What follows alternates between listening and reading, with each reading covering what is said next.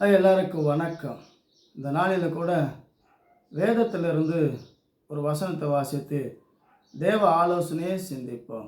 யோவான் சுவிசேஷம் 4வது அதிகாரம் 22 வாசிப்போம். நீங்கள் அறியாததை தொழுது கொள்ளுகிறீர்கள், நாங்கள் அறிந்திருக்கிறதை தொழுது கொள்ளுகிறோம்.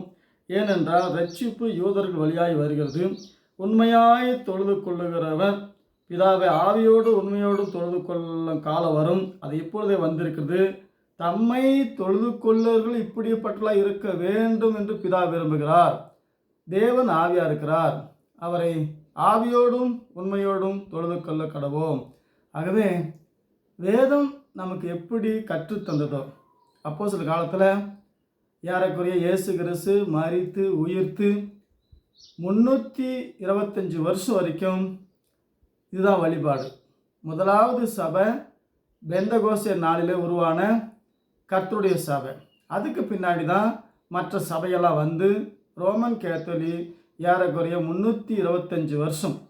அதுக்கு பின்னாடி அது வந்து வேதத்தை விட்டு விலகி விக்கிரகத்தில் சிக்கி கொண்டார்கள். சுருவ வழிபாடு ஏறக்குறைய இயேசு கிறிஸ்து மரித்து உயிர்த்து பின்னாடி 500 வருஷம் கழிச்சு ஆதி திருச்சபை பெந்தகோஸ்தே சபை ஆவியோடு உண்மையோடும் தொழுது கொண்ட சபை. எங்கெல்லாம் 2 பேர் 3 பேர் அவருடைய நாமத்தில் மூழ்கி ஞானஸ்தானம் எடுத்தவர்கள் மத்தியில் தான் தேவன் இருப்பார்.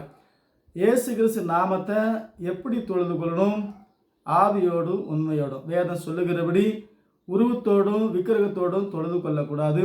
அது தேவன் அனுமதிக்காத, தேவனுடைய எரிச்சல் மூட்டுற காரியம். தேவன் சொல்லாத ஒரு காரியத்தை செய்யும்போது அது தேவனை விட்டு நம்மளை பிரித்து விடும். ஆகவே இன்னைக்கு பிரிஞ்சு போன மதம் தான் ரோமன் கேத்தோலிக். வேதத்தை விட்டு விலகி பாதாளத்தை நோக்கி போகிற விக்கிரக ஆராதனை சிக்கி கொண்ட மதம்.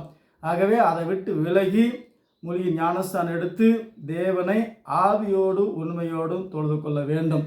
பழைய ஏற்பாட்டிலிருந்து புதிய ஏற்பாட்டு வரைக்கும் எங்கேயும் உருவ வழிபாட்டுக்கு அனுமதி கிடையாது. அப்படி செஞ்சால் அது எரிச்சல் உள்ள காரியம், தேவன் சுட்டெரிப்பார். ஆகவே இயேசு கிறிஸ்து நாமத்தில் மூழ்கி ஞானஸ்தானம் எடுக்காதவர்கள் யாரும் கிறிஸ்தவர்கள் கிடையாது. இயேசு கிறிஸ்து நாமத்தில் ஞானஸ்தானம் எடுத்து வேதம் சொல்லுகிறபடி 2 பேர் 3 பேர் என் நாமத்தில் பிதாவை எங்கும் தொழுது கொள்கிற காலம். ஆகவே எங்கே வேண்டுமானாலும், வீட்டிலையும் ரோட்டிலும் மரத்தடியிலும் பள்ளத்திலும் தனிமையான இடத்திலும் தேவனுடைய நாமத்தை சொல்லி ஆராதிக்கலாம், தொழுது கொள்ளலாம். இதுக்கு ஆலயத்துக்கு போனால் தான் தேவன் அங்கே இருக்கிறாரு. எந்த ஆலயத்திலும் தேவன் கிடையாது. எந்த ஆலயத்திலும் தேவனுடைய பிரமாணத்தின்படி செய்யவில்லை, அங்கு தேவன் இல்லை.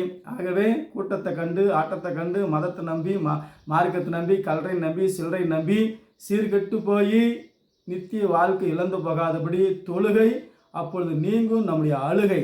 தொழுகை சரியாக இராவிட்டால் நமக்கு அது பெரிய தொல்லை உண்டாக்கும். நரகத்திலே சிக்கிக்கொள்வோம்.